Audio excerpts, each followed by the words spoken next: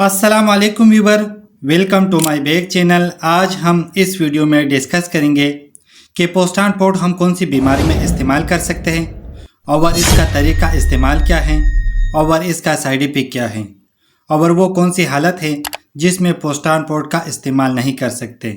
ये सब कुछ जाने इसी वीडियो में। सबसे पहले बात करेंगे पोस्टान पोर्ट के कंपोजिशन के बारे में। तो इसके अंदर में पिनामिक एसिड पाया जाता है और पोस्टान पोर्ट फाइजर कंपनी का प्रोडक्ट है। अगर प्राइस की बारे में बात करें तो 40 रुपये में एक स्ट्रिप किसी भी फार्मेसी से बआसानी मिल सकता है। अब बात करेंगे कि किन कंडीशन में पोस्टान पोर्ट का इस्तेमाल किया जाता है। तो पोस्टान पोर्ट एक एंटी इंफ्लामेटरी ड्रग्स है, यानी हर तरह इन्फ्लामेशन को ठीक करने के लिए इस्तेमाल किया जाता है। और पोस्टान पोर्ट एक एनाल्जेसिक भी है, यानी हर तरह पेन को ठीक करने के लिए इस्तेमाल किया जाता है।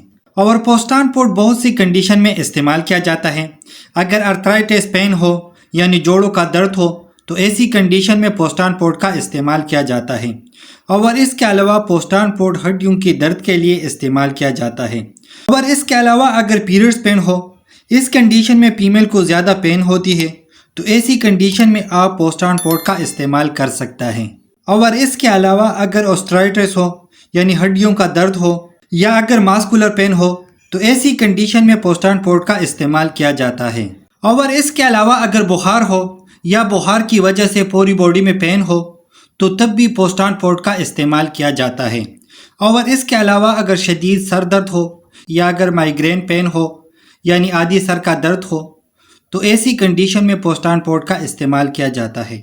और इसके अलावा जिस्म में कहीं पर भी इन्फ्लामेशन हो और साथ में दर्द हो तो ऐसी कंडीशन में पोस्टान पोर्ट का इस्तेमाल किया जाता है। और इसके अलावा अगर दांतों में दर्द हो या अगर मसूड़ों में पेन हो तो तब भी पोस्टान पोर्ट का इस्तेमाल किया जाता है।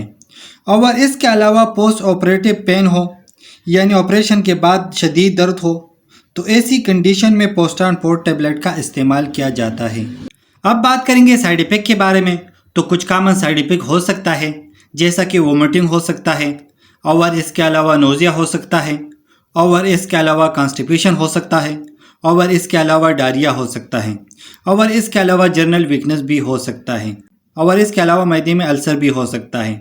अब बात करेंगे तरीका इस्तेमाल के बारे में। तो एक टेबलेट रोज़ाना इस्तेमाल कर सकते हैं, लेकिन एक चीज़ का ख़ास ख्याल रखें कि कोई भी मेडिसिन डॉक्टर के मशवरे के बगैर इस्तेमाल ना करें।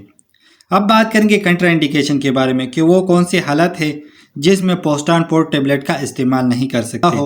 अगर किसी को डिहाइड्रेशन का मसला हो तो ऐसी कंडीशन में पोस्टान पोर्ट टेबलेट का इस्तेमाल ना करें।